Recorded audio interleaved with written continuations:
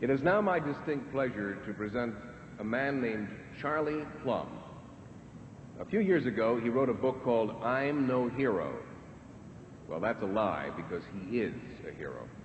Charlie is an ex-Navy pilot with 75 combat missions in Vietnam under his belt. If he had to do it all over again, he says, he would have stopped at 74. On his last mission, he was shot down just south of Hanoi, captured by the North Vietnamese, and brutally tortured. He spent the next 60 years of his life in a POW camp where he was fed a daily diet of degradation, humiliation, and physical abuse. Charlie looks upon his survival from this ordeal as the triumph of an ordinary man. He was repatriated back to America in 1973, and since then has spoken to over 2,500 groups about the inner strengths in each of us that help us overcome adversity. His message is timely, and though the circumstances are dramatically different, I know you'll find personal meaning in his remarks. While in prison, Charlie distinguished himself among his fellow POWs for his ready smile and his good words. He brought both with him tonight to help us pay honor on this, the traditional observance of Memorial Day. Charlie is no stranger to many in the United family. He's an ardent member of the United Plus, having logged over 100,000 miles on United in the last 3 years. Rumor has it he's going on the shuttle flight in order to make up that 100,000. Here he is, captain in the US Naval Reserve, a commercial-rated pilot, and a personal friend of many of you in our far-flung audiences, with friendships dating back to his days at Annapolis Naval Flight Training and Squadron Duty. Ladies and gentlemen, it is a deep honor for me to present Charlie Plumb.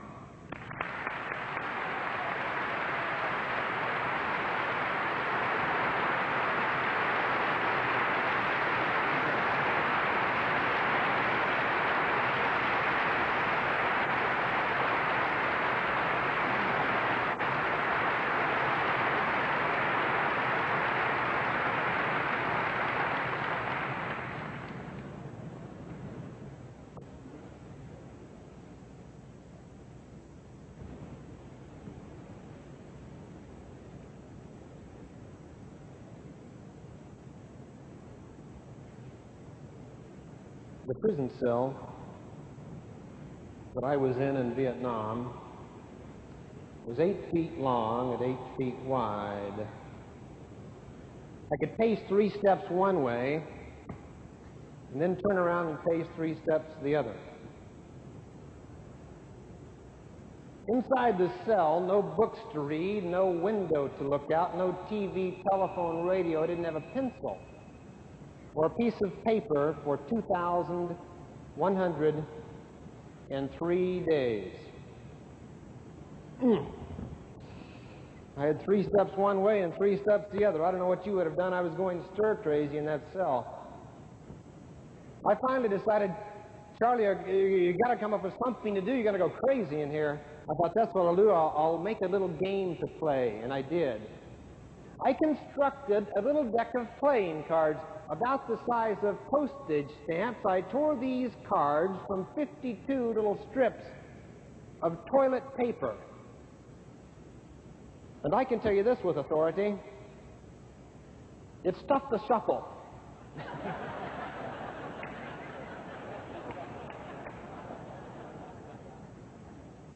Fellow pilots and supporters, I'm proud to be with you. While I don't deserve to call myself a member of your family, I've been accepted as one, and so I will.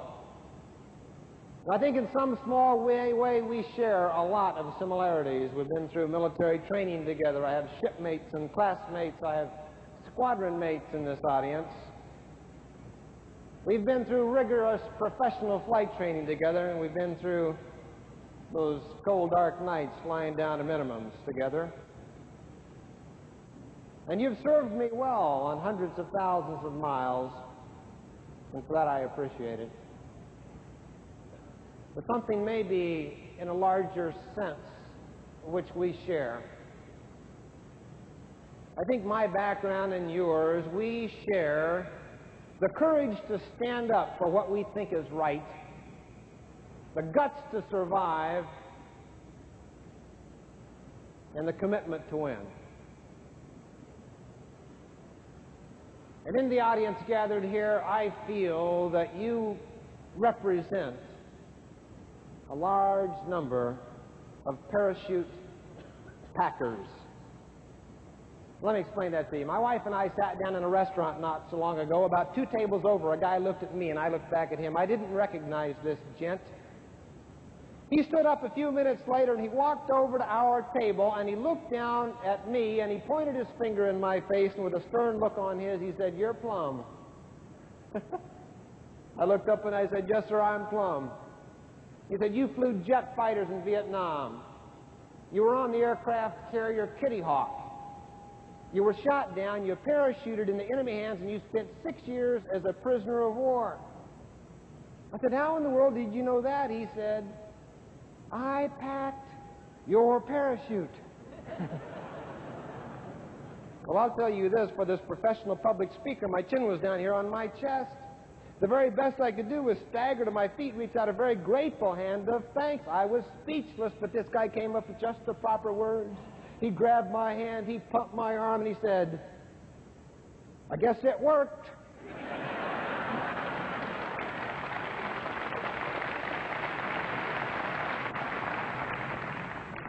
I said, "Yes, sir, indeed it did. And I must tell you, I've said a lot of prayers of thanks for your nimble fingers, but I didn't realize I'd have the opportunity of saying thanks in person." He said, "Were all the panels there?" Well, sir, I must shoot straight with you. Of the 18 panels that were supposed to be in that parachute, I had 15 good ones. 3 were torn, but it wasn't your fault. It was mine. I jumped out of that bird at a high rate of speed, close to the ground. That's what tore the panels in the parachute. It wasn't the way you packed it. I said, "Let me ask you a question. You keep track of all the parachutes you pack?" He said, "No."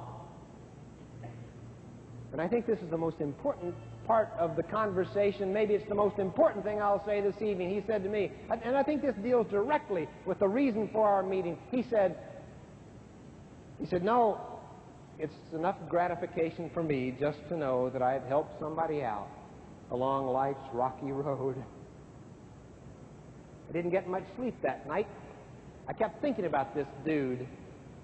I kept wondering what he might have looked like in a Navy uniform, a Dixie cup cap and a bib in the back and a bell-bottom trousers. I wondered how many times I might have passed him on board that ship, how many times I might have seen him on Liberty Call, and I didn't say good morning, how are you, nothing, because after all, you see, I was a fighter pilot.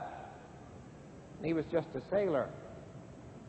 And how many hours on that long wooden table in the bowels of that ship did he weave the shrouds and fold the silks and do a standard to mediocre job? I could have cared less. Oh, yeah? Until one day, my parachute came along, and he packed mine for me. And so the question is this, gang: how's your parachute packing coming along? And who in this crowd is packing your parachute?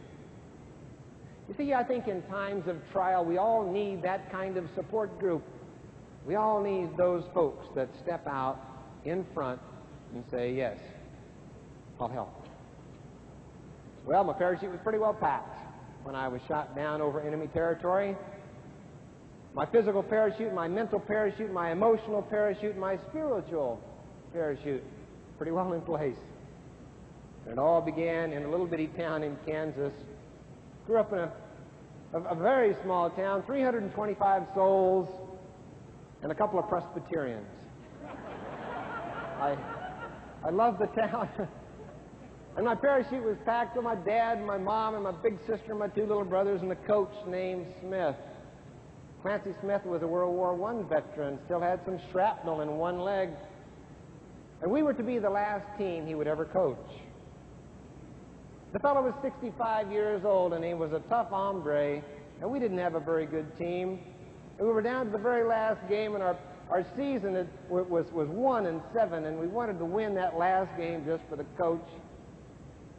But we didn't. We lost, and I'll never forget walking back to the locker room, and Coach Smith came up to me, and he put his arm over my sweaty shoulder, and I looked up at him somewhat intimidated, and I said, "I'm sorry, Coach, I guess we're just a bunch of losers."